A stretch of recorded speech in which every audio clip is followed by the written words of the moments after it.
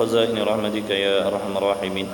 ربنا زدنا علما وفهما يا كاشف المشكلات. اكشف الحجب عن وجوه هذه المعاني حتى نطلع على خفيات هذه المسائل، واحفظنا من الخطأ والضلال، فأنت موافق كل أمر وأنت علام الغيوب برحمتك يا أرحم الراحمين.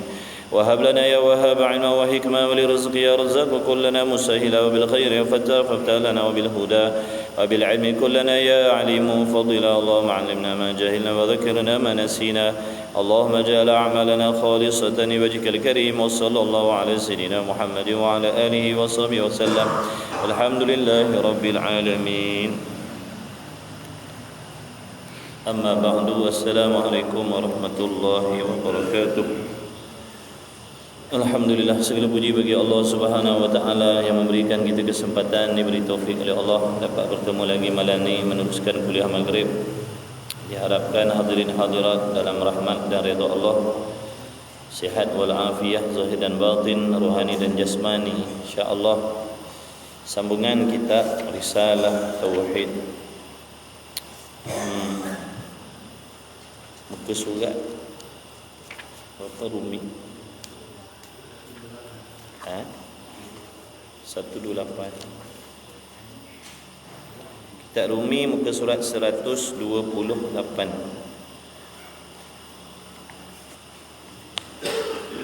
Bismillahirrahmanirrahim. Qala al-muallif rahimahullahu ta'ala wa nafa'ana wa iyyakum bi'ulumihi wa bi'ulumi masyayikhina amin ya rabbal alamin. Apabila hampir kiamat,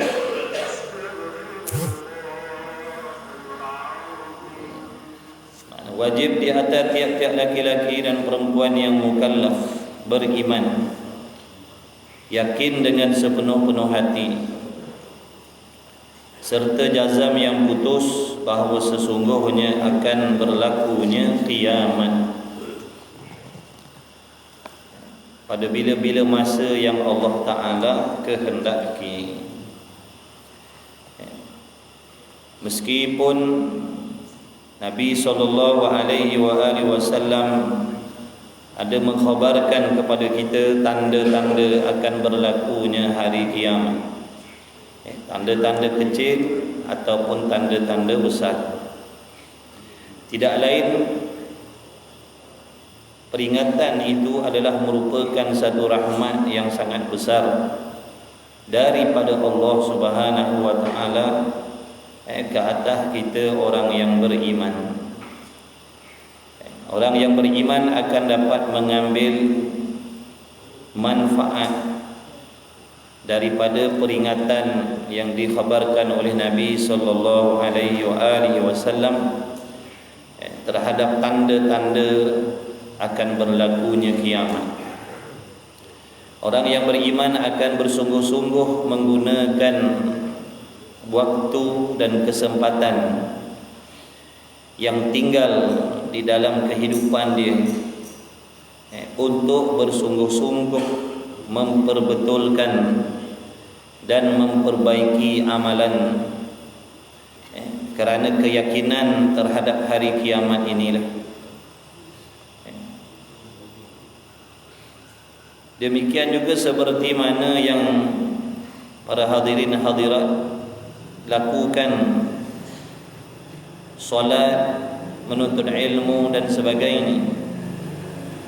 Itu di antara tanda-tanda keimanan, tanda-tanda keyakinan di dalam hati kalian terhadap adanya hari kiamat yang sangat menakutkan, yang sangat menggerunkan.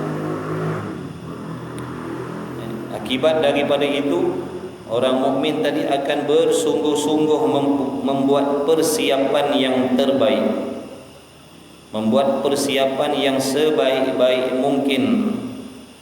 Kerana orang yang beriman ni dia takut akan kecelakaan yang dijanjikan oleh Allah terhadap diri mereka yang gagal beribadat di atas dunia ini seperti yang diperintah oleh Allah. Sebaliknya orang yang munafik ataupun orang yang tidak beriman, mereka tidak percaya akan adanya hari kiamat. Lalu mereka tidak memperdulikan segala perintah dan larangan Allah. Mereka menyangkakan kehidupan di dunia ini adalah kehidupan yang hakiki, yang sebenar-benar. Sedangkan kehidupan di dunia ini adalah bersifat sementara. Sampai waktu kita akan dijemput oleh Allah dan akan dibangkitkan kembali di hari kiamat untuk ditimbang segala amal yang kita buat. Kerana itulah wajib di atas tiap-tiap laki-laki dan perempuan yakin sungguh-sungguh dengan adanya hari kiamat ini, dan meyakini sungguh-sungguh dengan segala azab, siksaan, kesusahan, kepayahan yang Allah persiapkan di hari kiamat. Tidak ada seseorang pun manusia yang ingin duduk dalam kesusahan, walaupun ataupun meskipun kesusahan yang bersifat sementara di atas dunia. Dengan sebab itu kita melihat manusia daripada dulu sampailah sekarang bersibuk, berbimbang zahir dan batin mereka mencari keduniaan, kerana tidak sanggup untuk duduk di dalam kesusahan, kesengsaraan, meskipun yang bersifat sementara. Jadi kita manusia bersungguh-sungguh bekerja, berusaha mencari rezeki, agar cukup makan minumnya, cukup pakaiannya, selesa tempat tinggalnya dan sebagainya. Adakah kita tidak ingin untuk menikmati keselesaan, kebahagiaan yang bersifat kekal di hari kiamat yang Allah persiapkan di dalam syurga? Meskipun di atas dunia ini kita duduk di dalam keselesaan, kekayaan, dalam masa yang sama ada juga kita menempuh perkara-perkara yang menyakitkan, menyusahkan hidup kita. Itu kekayaan, kesenangan di dunia. Meskipun kita kaya, meskipun kita banyak wang ringgit, banyak harta dan sebagainya, tetap berlaku pada diri kita perkara yang menyakitkan, yang merisaukan, yang membimbangkan, yang kita tak suka.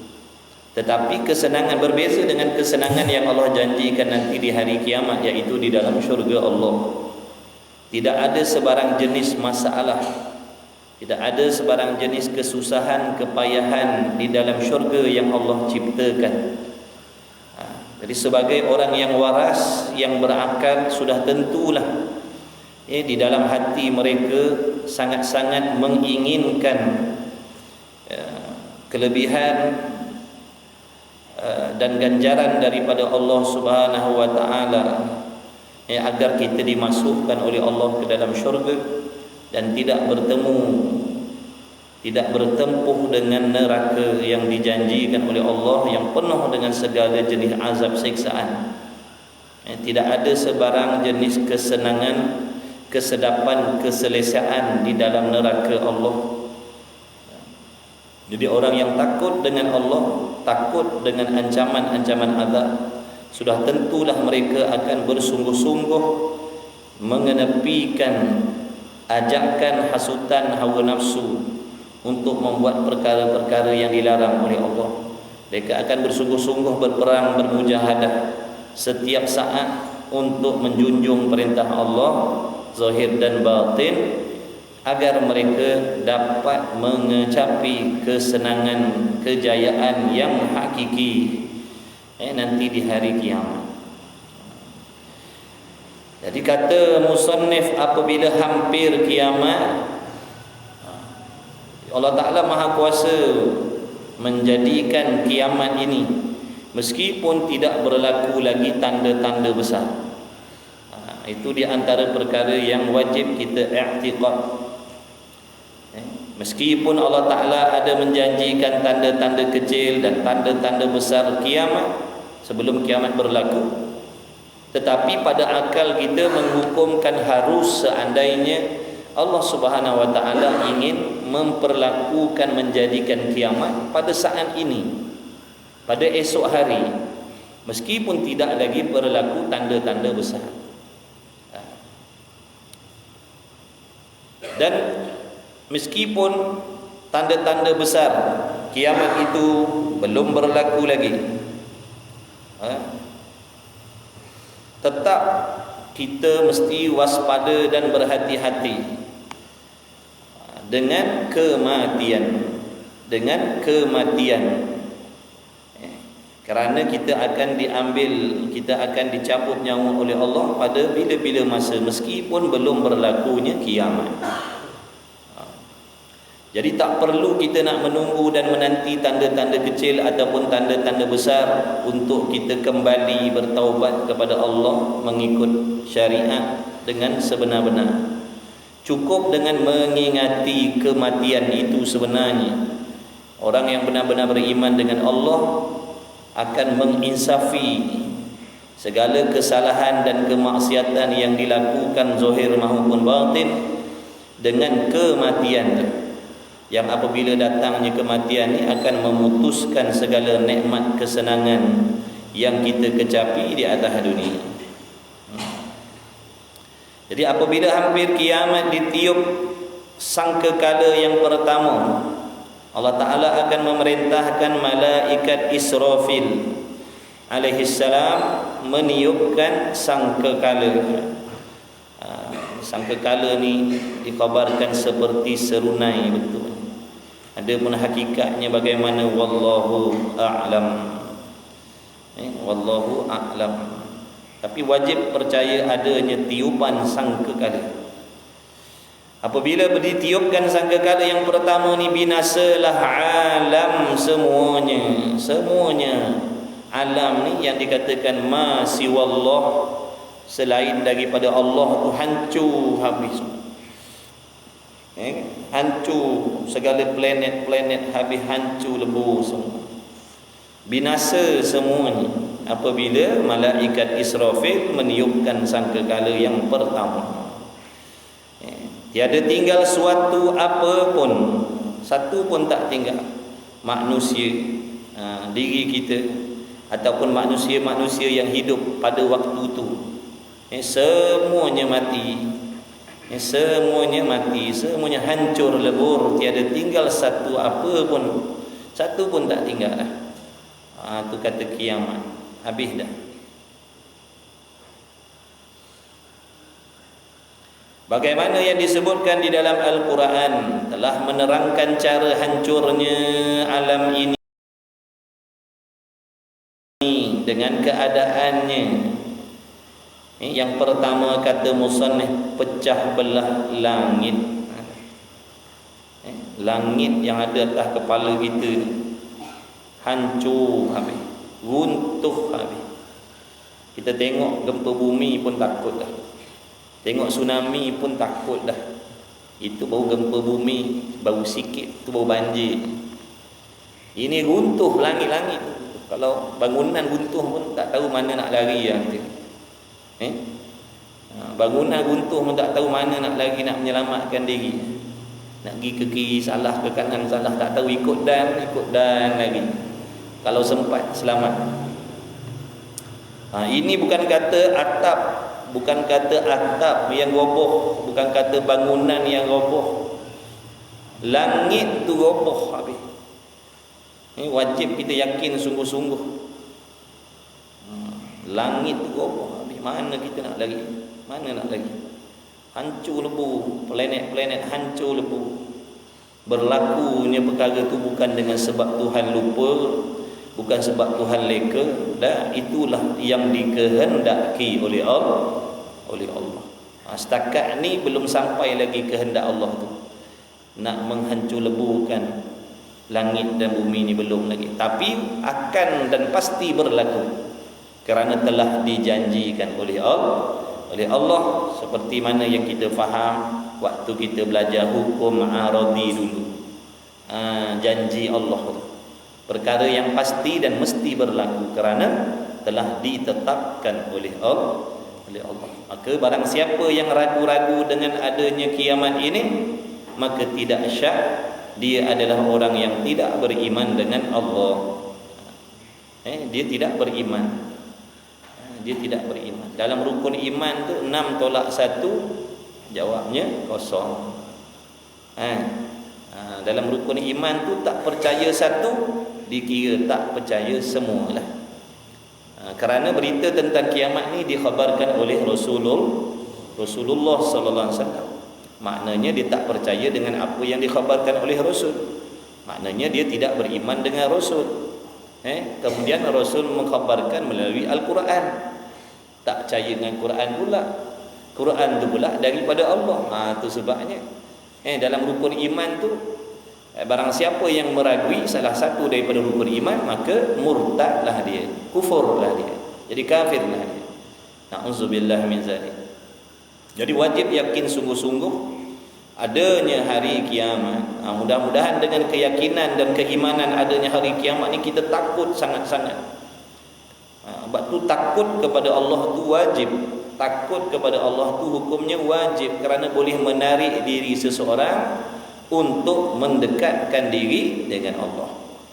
Beza dengan takut dengan makhluk. Bila kita takut dengan makhluk, kita akan berusaha lari sejauh-jauhnya. Tetapi bila hamba Allah tu takut dengan Allah, dia akan sedekat-dekatnya dengan Allah. Apa maksudnya?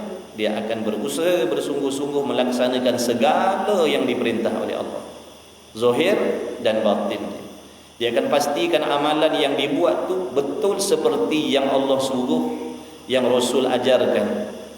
Dia akan pastikan dirinya meninggalkan segala yang Allah larang, zahir maupun batin, seperti yang disuruh. Jadi kita ni mestilah belajar, mesti mendengar, mesti mengaji, supaya kita tahu bagaimana yang dimaksudkan membuat segala yang disuruh oleh Allah dengan sebenar-benar, meninggalkan segala yang dilarang oleh Allah pun dengan sebenar-benar. Membuat segala bukan membuat sebahagian, meninggalkan segala bukan meninggalkan sebahagian. Jadi kita tilik kepada diri kita, belum lagi sempurna amalan kita. Yang Allah perintahkan pada zahir, kita belum buat lagi segalanya, ataupun kita buat dengan tidak mengikut cara yang diajar oleh Nabi SAW. Begitulah juga dalam membuat sesuatu yang Allah wajibkan di dalam hati kita. Kita masih lagi memilih-milih amal untuk dibuat dan untuk ditinggalkan. Kita masih lagi memilih-milih. Banyak lagi kewajipan yang Allah pikulkan ke atas diri kita, kita belum laksanakan. Kerana kita memilih-milih kewajipan. Padahal apa sahaja yang diwajibkan oleh Allah itu bukan untuk dipilih, tetapi wajib dilaksanakan semua, zahir maupun batin. Apakah sifat-sifat yang wajib ada dalam hati kita? Kita tak ambil lagi. Boleh jadi ada 1-2 je. Banyak lagi sifat yang Allah wajibkan ada dalam hati, tapi tak ada lagi dalam hati kita. Sedangkan umur kita dah semakin pendek dah. Nak bertemu dah dengan kiamat, iaitu kematian. Kematian tu dia kira gerbang lah tu, gerbang alam kiamat, gerbang alam akhirat. Jadi apa persiapan kita? Cukupkah dengan solat kita ni yang masih lagi tidak ada khusyuk? Adakah selamat dalam keadaan kita nak menempuh alam kiamat ni dalam keadaan hati kita masih lagi penuh dengan penyakit, hasadnya, dengkinya, ujubnya, riaknya, takaburnya, sum'ahnya dan macam-macam lagi. Andai kata sebab tu mujur kita sangat-sangat bernasib baik pada hari ini, nyawa kita tak diambil lagi oleh Allah. Kita sangat-sangat bernasib baik malam ni, kerana nyawa kita tidak diambil lagi oleh Allah. Seandainya hari ini tadi nyawa kita diambil oleh Allah, bagaimanalah keadaan kita sekarang di alam barzakh? Dalam keadaan mati, tak sempat nak buat persiapan. hati kita banyak dosa, banyak maksiat. Sembahyang kita tak ada khusyuk, zahirnya sahaja menghadap Allah, tapi hati kita lari daripada Allah dalam solat. Tubuhnya menghadap Allah, tapi hatinya lari daripada mengingati Allah. Dalam solat itulah yang paling sibuk sekali hati kita berbanding di luar solat. Sekarang ni kita duduk hati kita tenang-tenang, aman-aman, tapi bila kita mengangkat takbiratul ihram saja, segala hal-hal dunia kita fikirkan dalam sembahyang. Itu yang dimaksudkan. Zahirnya menghadap Allah, tapi hatinya lari daripada Allah dalam solat. Allah. Adakah hati yang macam ni, amalan yang macam ni nak menyelamatkan kita? Patutkah kita rasa selesa dah dengan diri kita yang macam ni? Patutkah kita merasakan selesa dah dengan diri kita, dengan amalan kita, dengan hati kita yang macam ni? Orang yang takut dengan Allah, dia tidak selesa dengan diri dia. Dia sentiasa merasakan takut gerun. Dia tidak merasa senang hati dengan amalannya, kerana dia tahu masih banyak lagi kekurangan. Belum sempurna lagi dalam membuat yang disuruh, belum sempurna lagi dalam meninggalkan yang dilarang.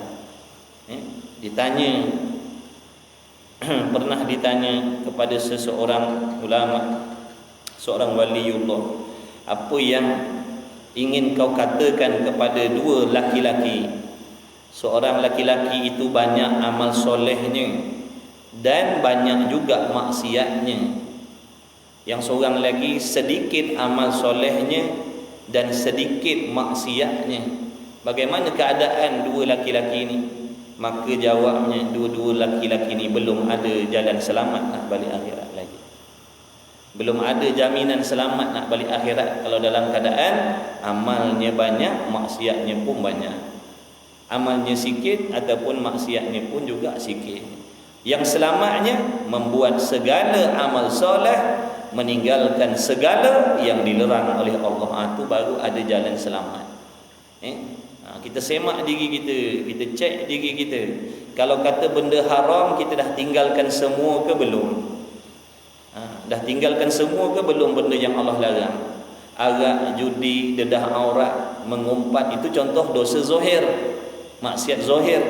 Mengumpat tu maksiat zahir kerana dilakukan oleh lidah kita. Lidah ni anggota zahir. Kalau kita dah meninggalkan maksiat zahir, maksiat batin macam mana? Dah tinggalkan ke belum? Hasad, dengki, dendam, ujub, takabur dan sebagainya.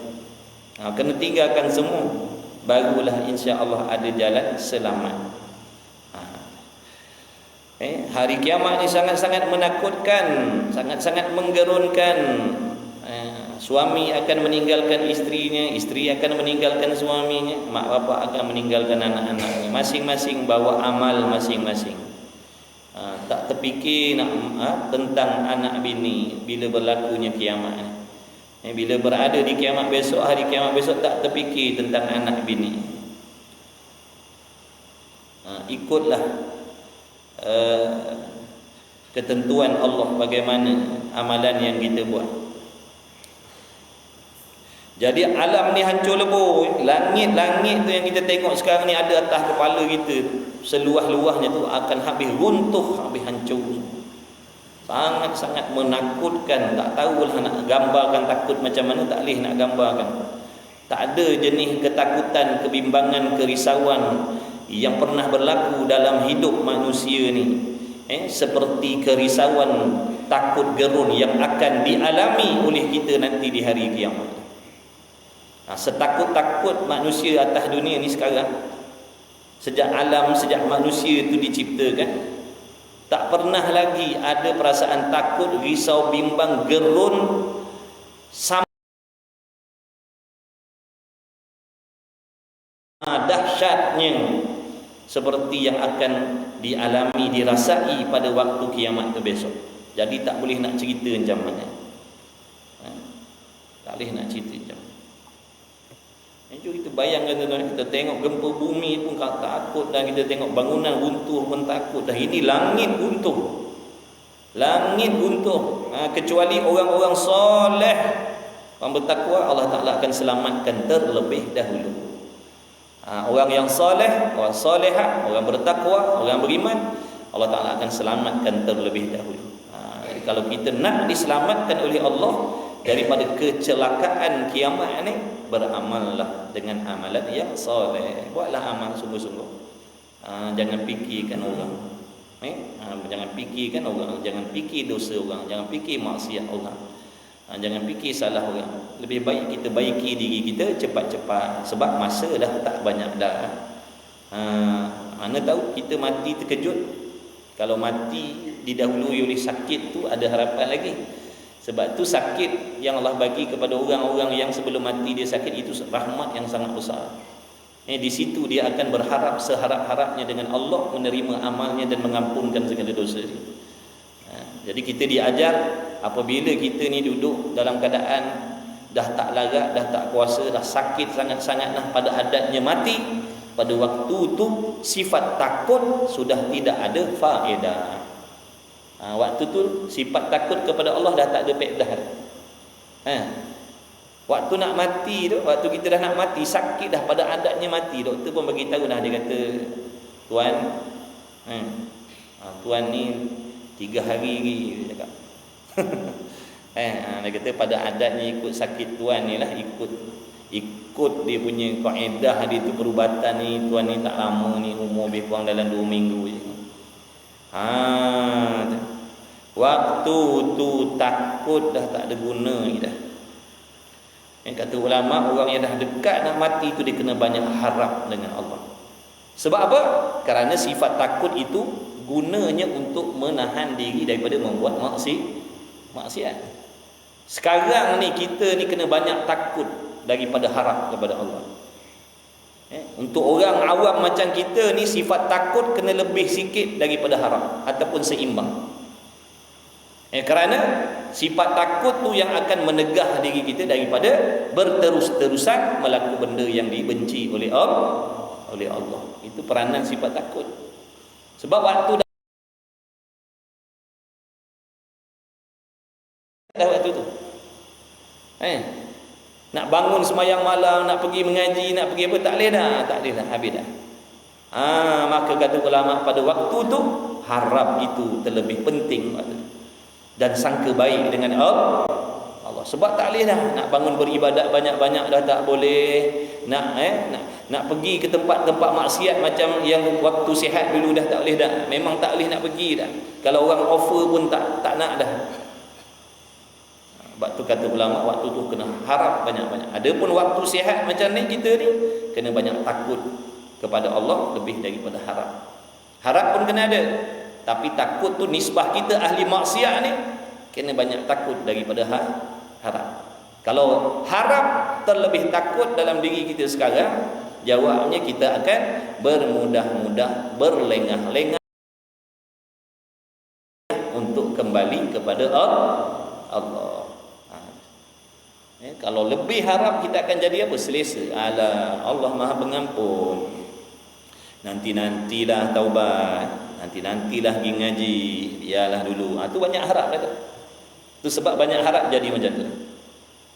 Apalah sangat, Allah kan Maha Pengasih Penyayang Pengampun. Apa sangatlah dosa aku kalau nak banding dengan Firaun tu. Dia kalau setakat dosa je aku buat ni, Allah tak jadi hal lah, Allah nak ampunkan. Ini merosakkan kita. Sifat macam ni merosakkan kita. Yang tak mengaji akan terus tak mengaji. Yang buat maksiat akan seronoklah buat maksiat. Sebab apa tadi? Dia banyak bersangka dengan Allah tu, banyak berharap yang dia ni konon-kononnya tidak akan diambil salah oleh Allah. Sebab tu peringkat kita orang awam ni kena banyak takut dan gerun kepada Allah lebih daripada harap. Tapi kalau takut terlajak, takut terlebih tanpa harap pun jadi binasa juga. Terlalu takut akan menjadikan hamba tu tak nak kembali kepada Allah. Alang-alang aku dah buat maksiat macam-macam ni, berjudi, berzina, membunuh orang macam-macam, biarlah aku teruskan. Aku kalau nak kembali pun Allah tak terima dah aku ni. Dia jadi macam tu lah. Contoh kalau macam anak kita marah dia ada buat salah, kita marah dia kalau takut dengan mak bapak, dia takut setakut-takutnya, dia takkan balik dah. Tapi kalau dalam hatinya ada harap mak bapak dia akan ampunkan dia akan balik. Tapi kalau takut sahaja dalam hatinya, dia takkan balik sampai bila-bila. Begitulah hamba tadi. Kalau terlebih-lebih takut tanpa harap, dia akan putus asa daripada rahmat Allah. Dia akan putus asa, dia jadi putus asa. Aku kalau taubat pun Allah takkan terima aku ni. Dia jadi macam tu. Alang-alang ni biarlah aku teruskan hidup macam ni. Na'udzubillah. Sebab tu ulama suruh kita mengaji supaya kita tahu benda-benda macam ni. Supaya kita tahu mana kita nak letakkan diri kita. Kalau kita tak belajar, tak mengaji, tak mendengar, kita akan ditipu oleh nafsu yang dah berpakat dengan syaitan dalam nak merosakkan kita. Sebab tu Allah suruh, Nabi suruh kita ni mengaji, belajar, kerana dalam majlis ilmu itu ada petunjuk Allah yang menyelamatkan kita. Pun kalau kita ambil, kalau kita tak ambil, samalah macam kita tak belajar juga. Sebab tu niat kita datang belajar, nak tahu benda baik, benda betul, nak ikut. Nak tahu benda salah, nak usaha tinggal. Itu niat kita belajar. Niat kita belajar. Meskipun kadang-kadang dalam kelas pengajian kita dengar benda sama je. Benda sama je kita dengar daripada dulu. Tapi malangnya tak pernah pun kita amalkan. Walaupun dah berpuluh-puluh beratus kali benda yang sama diulang-ulang, tetap kita buat macam biasa. Dan kita gaduh nak ngaji kitab lain-lain. Tapi bukan sebenarnya nak beramal, nak megah-megah je, nak banyak kitab ngaji. Sedangkan dalam kitab yang nipih tu tak amal lagi pun. Berapa kali dah jumpa bab mengumpat, tak tahu berapa ribu kali dah sebut pasal mengumpat, tak pencen-pencen pun. Nampak tak? Jadi apa sebenarnya tujuan kita ngaji tadi? Nak seronok-seronok dengar ataupun nak ikut? Nak seronok-seronok dengar ataupun sekadar nak tahu atau macam mana? Sebab tu kalau niat kita ngaji ni tak betul, takkan ada perubahan pada diri kita. Sungguh. Kerana Allah akan memberi apa yang kita niatkan. Allah akan bagi apa yang kita niatkan. Kita pergi surau masjid dengar majlis ilmu, kita sekadar nak pergi dengar. Tak ada pun dalam hati, ya Allah, aku nak mengaji ni kerana kau perintahkan, wajib atas diri aku mengaji, belajar agama.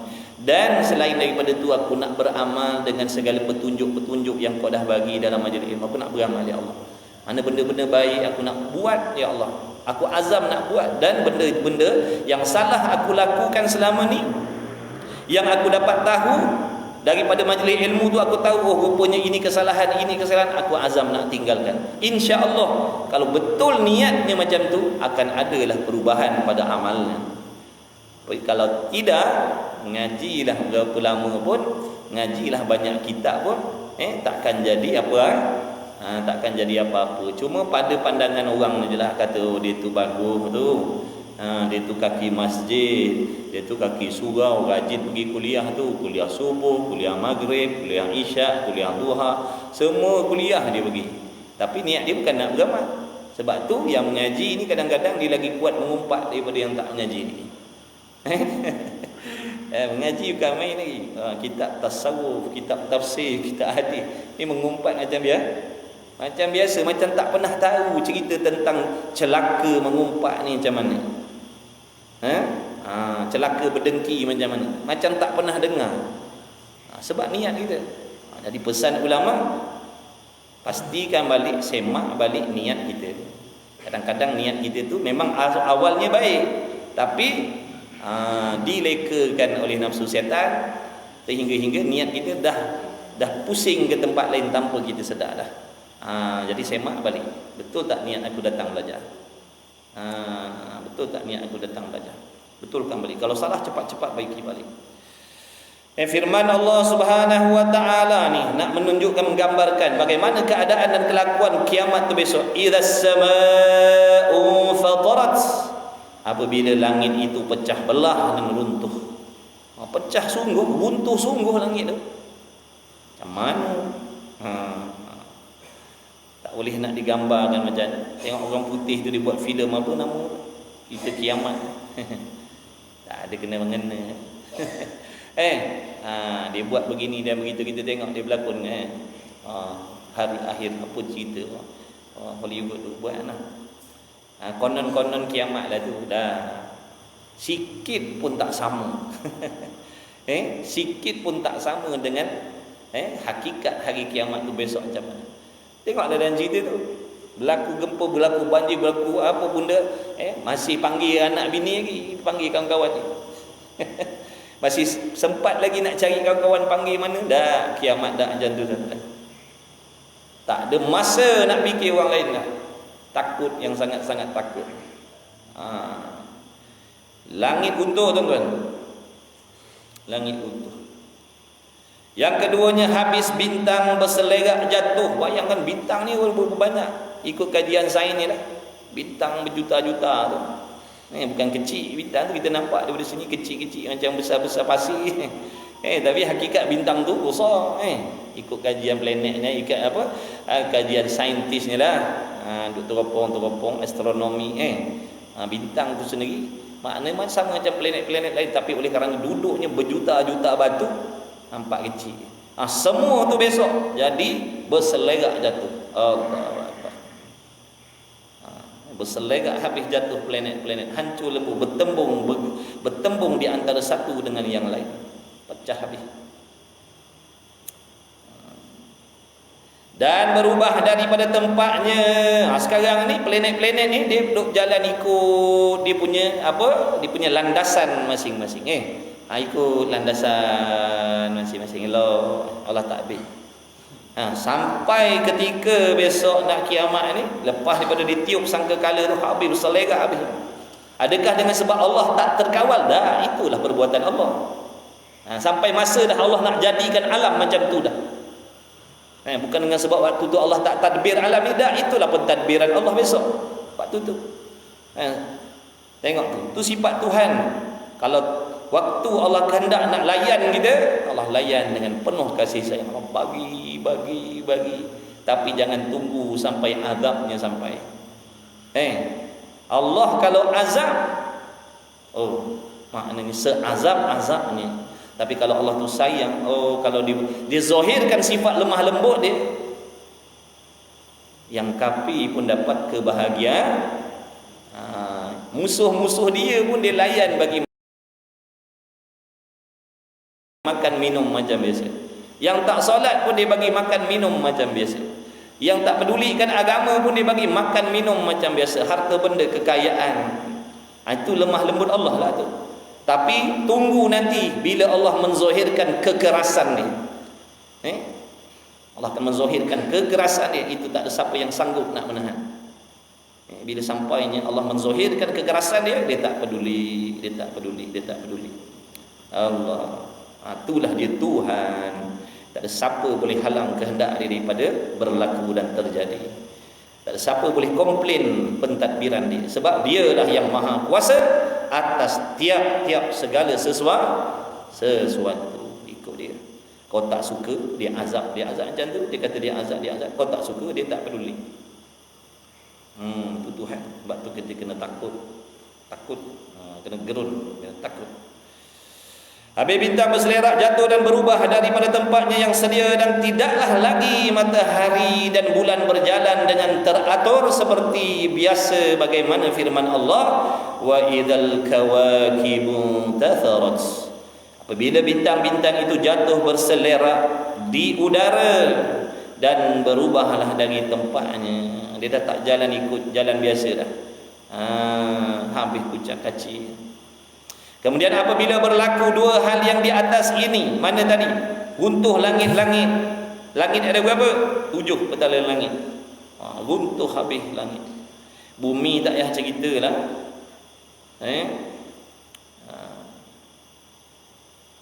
Idza zulzilatil ardu zilzalaha. Bila Allah goncangkan bumi ini dengan sekuat-kuat goncangan.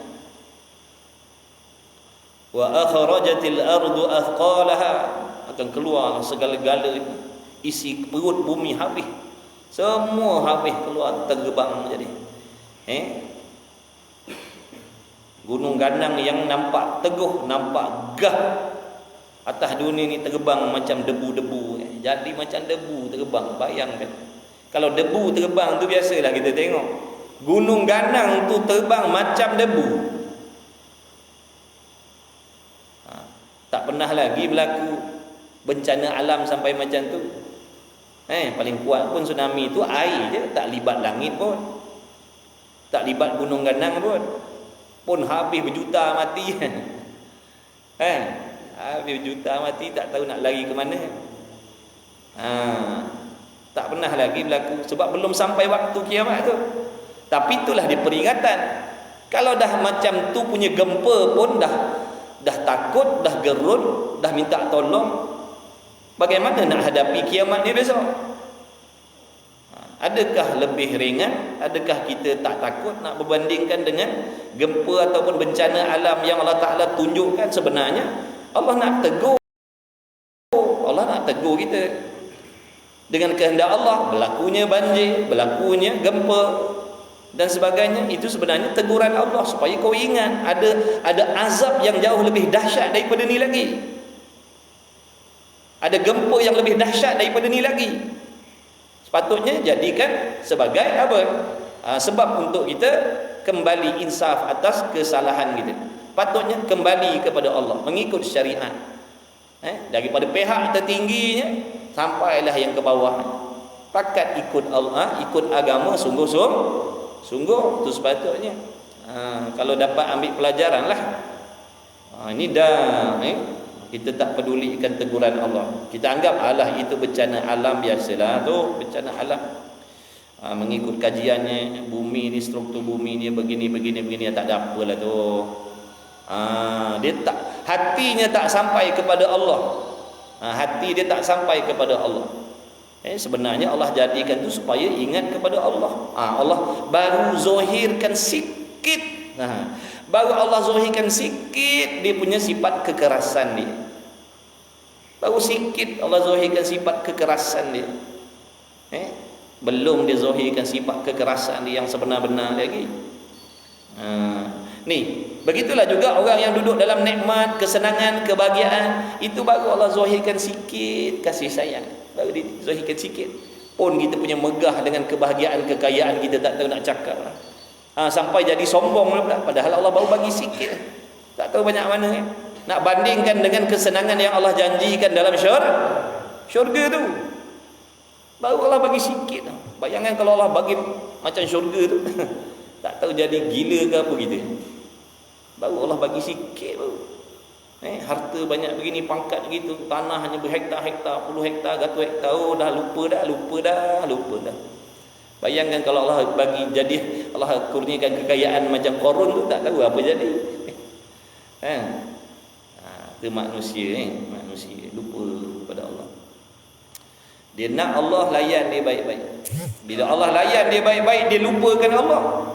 Bila Allah uji dengan kesakitan, dia caci maki Allah pula. Itu manusia. Itu kita. Bila Allah bagi kesenangan, bagi apa yang kita nak, kita lupakan Allah. Bila Allah bagi benda yang kita tak mau, kita mengumpat-ngumpat Tuhan pula dah. Kata Tuhan adil, Tuhan ni zalim, Tuhan ni begini, Tuhan ni nak naya dia.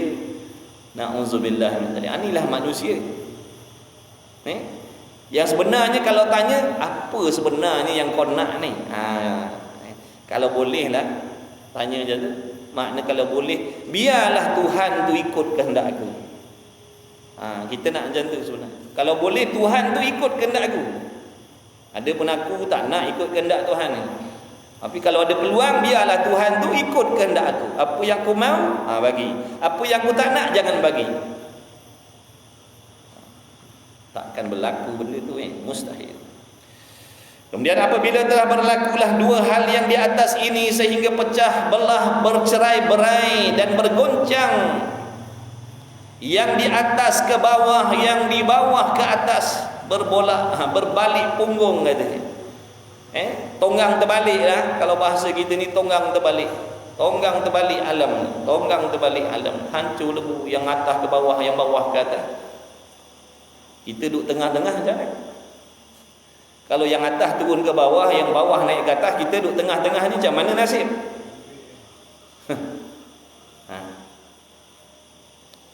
Takut dah.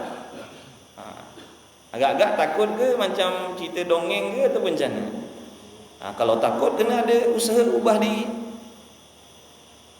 Kena baiki diri, menuntut ilmu sungguh-sungguh, beramal dengan ilmu, meninggalkan segala maksiat. Itu baru kata takut tadi. Sebab perasaan takut tu akan menjadikan hamba tadi dekat kepada Allah. Dekat kepada Allah. Sebab tu tadi waktu kita sihat ni kita kena banyak takut dengan Allah supaya kita dekatkan diri dengan Allah. Dekat dengan diri Allah ni dengan makna banyakkan amal soleh dengan ilmu, berdasarkan ilmu, belajar, amalkan. Bukan dekat dengan Allah ni beribadat semata-mata tanpa ilmu, tu salah. Kena menuntut ilmu sungguh-sungguh dan meninggalkan segala yang dibenci oleh Allah zahir maupun batin. Itu baru kata dekatkan diri dengan Allah. Kita nak tahu kita dekat dengan Allah, kita tilik diri kita, tilik amalan kita.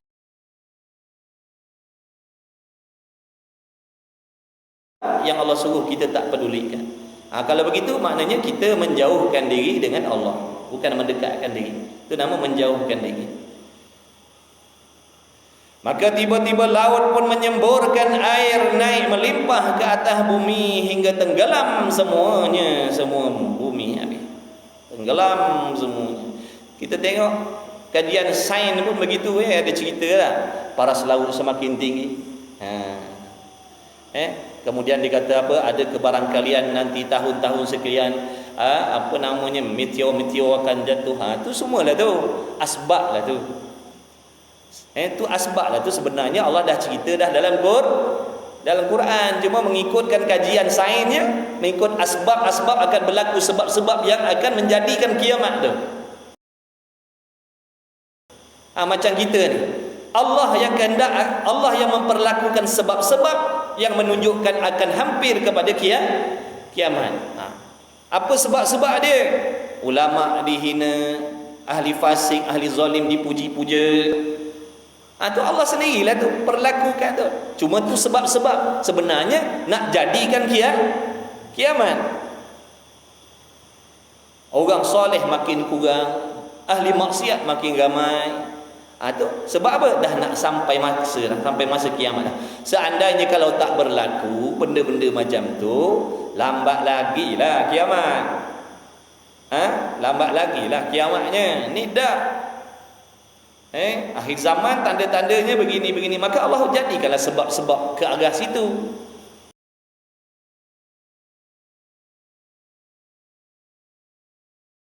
Baru jumpa jawapan, padahal Allah bagi tahu dah, lama dah. Nak jadikan asbab. Macam kita doa, Allahumma ya musabbibal asbab sabbib. Ya Allah, jadikanlah kepada aku ni sebab-sebab untuk aku dapat rezeki. Jadikan sebab-sebab agar aku ni mudah rezeki. Nanti Allah akan jadikan sebab-sebab tu. Jangan dibuat macam tu, murah rezeki dia. Itu asbab. Allah nak bagi dia mudah rezeki, Allah jadikan sebab-sebab yang tertentu, kerana Allah nak memurahkan rezeki dia. Contoh. Begitulah juga kiamat ni. Akan berlakulah sebab-sebab nak berlakunya kiamat tu. Pasti berlaku. Sebab tu janji Allah. Lambat ataupun cepat saja. Tapi banyaknya dah. Tanda-tanda ini semua dah ada dah. Anak derhaka ramai, bini derhaka ramai. Itu semua tanda akhir zaman lah tu. Dah dekat lah tu, dekat sangat lah. Jadi kalau kita tak nak ambil juga iktibar, kita rasa macam lambat lagi, kita seronok je, tak ada buat persiapan, rugilah kita besok. Rugilah. Beruntunglah orang yang takut, beruntunglah orang yang bertindak serta-merta. Beruntunglah dia. Sempat. Takut mati terkejut. Takut mati terkejut. Mati terkejut ni tak sempat nak minta maaf, nak minta halal, tak. Saya tak sempat mati terkejut. Nama pun mati terkejut. Kena selalu ingat dalam aku ni kalau mati terkejut. Kena selalu ingat macam tu. Kena selalu ingat dalam hati macam tu. Kalau aku ni mati terkejut macam mana? Kena selalu fikir. Jangan kata aku ni lambat mati lagi. Aku ni kalau malam ni kan tidur Allah cabut nyawa aku macam mana? InsyaAllah kita akan tertarik nak buat amal soleh.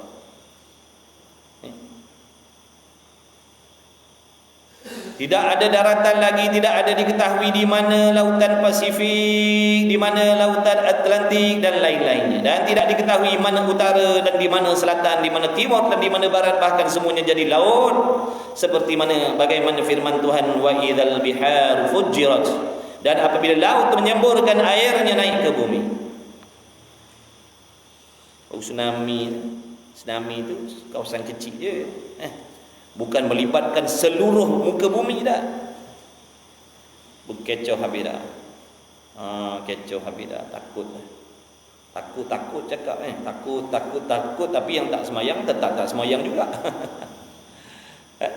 Bila dengar berita tsunami dulu, takutnya. Di lidah saja, bukan dalam hati dah. Kalau takut tu datang dari dalam hati, dia akan berubah jadi lebih baik. Tapi kalau takut tu ucapan lidah saja, dia takkan jadi kesan apa-apa.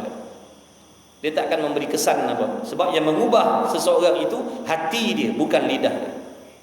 Hati dia. Hati yang benar-benar takut gerun kepada Allah tu yang akan mengubahkan diri dia. Tapi kalau lidah, 1000 kali pun kita cakap hari ni aku takut pada Allah, aku takut pada Allah, 1000 kali pun kita buat wirid contohnya, tak akan mengubah apa-apa. Tak akan mengubah apa-apa. Ya, kita tengok peristiwa tu, takutnya. Dah apa tindakan kita? Cukup sekadar cakap takut je, macam tu Allah akan ampunkan kita. Takutnya, gerunnya. Macam manalah yang nanti. Cukup macam tu je. Lepas tu besok kalau mati, husnul khatimah. Sebab apa? Dulu dia ni mulutnya selalu cakap, takutnya. Macam tu. Dah. Dia kena amal.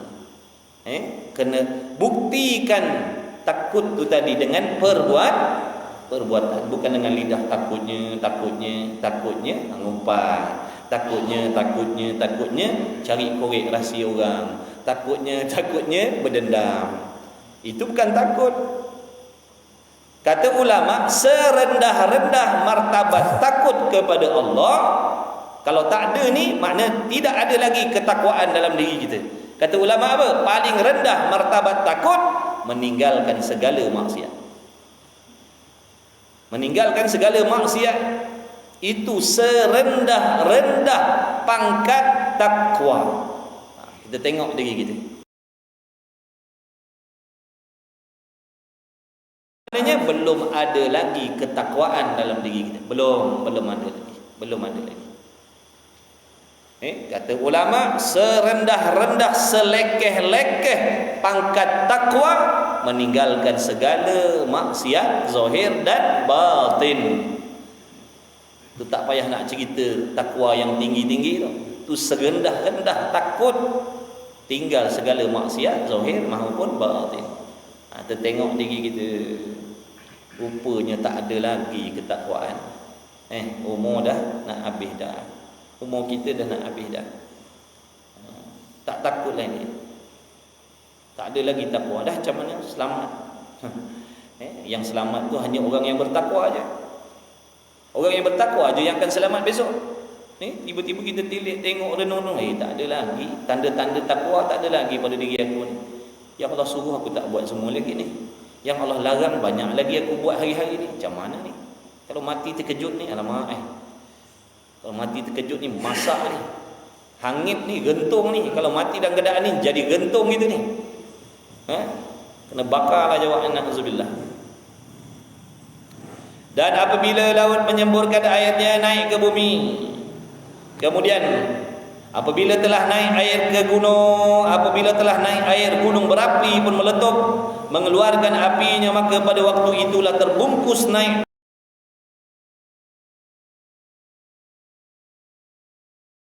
tanah kubur, serta keluarlah barang yang di dalam bumi daripada tulang-tulang dan sebagainya.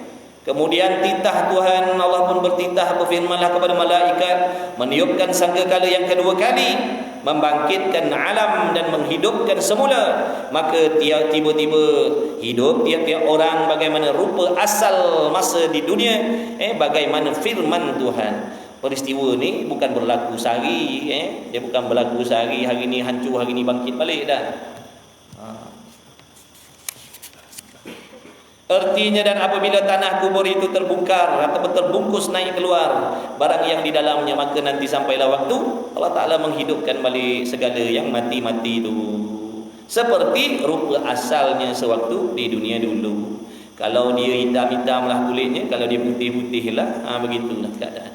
Sehingga dikembalikan semula kulit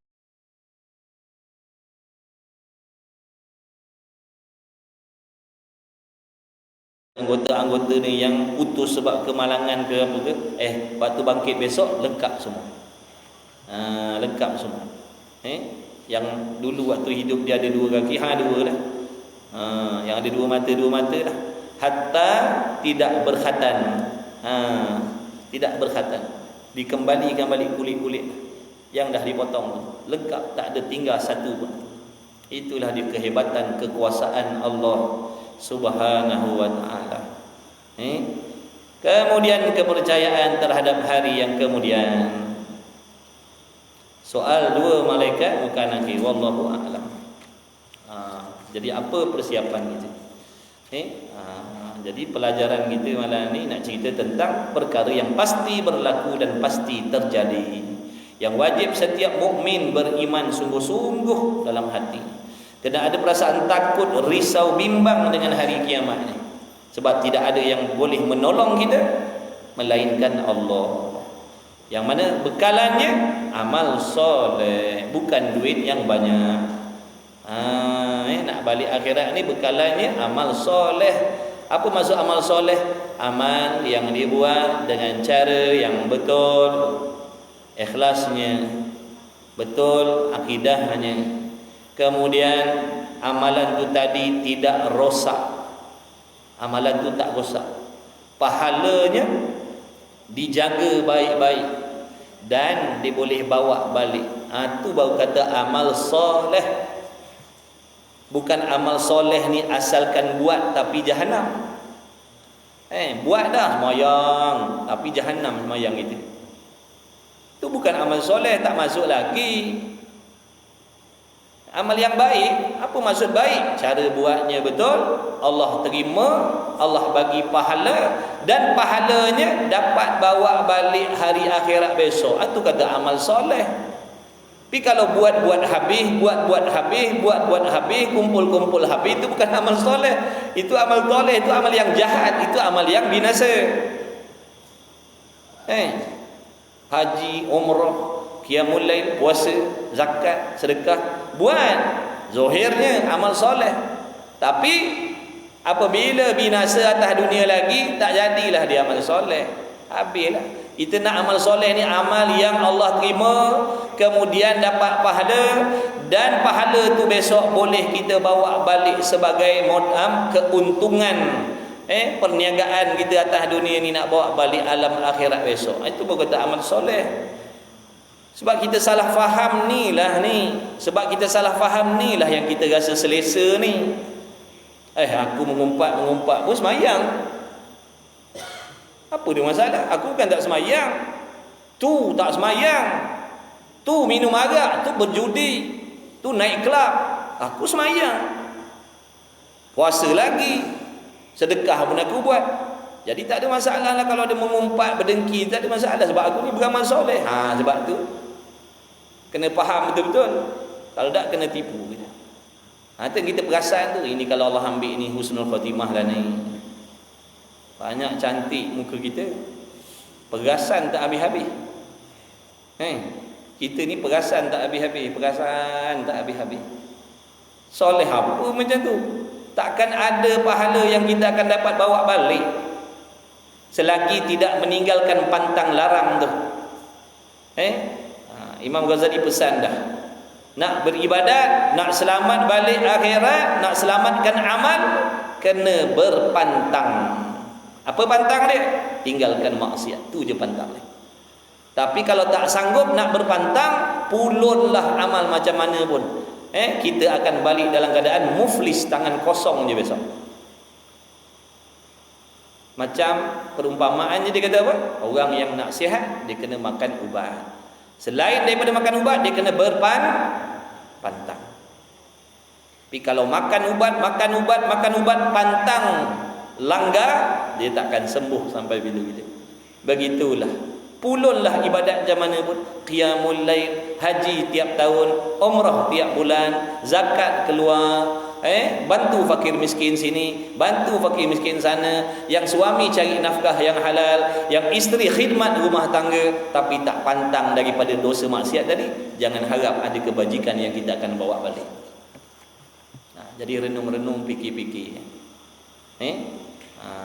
Renung, fikir. Ada ke tidak agak-agaknya amal yang kita nak bawa?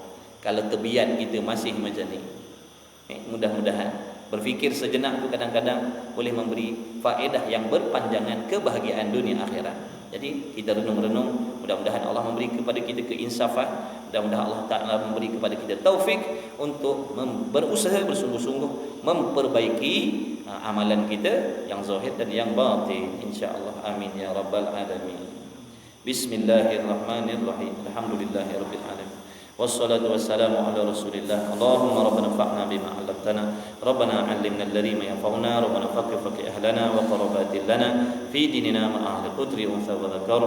Wa sallallahu ala sayyidina Muhammad walhamdulillahi rabbil alamin. Taqabbalallahu minkum.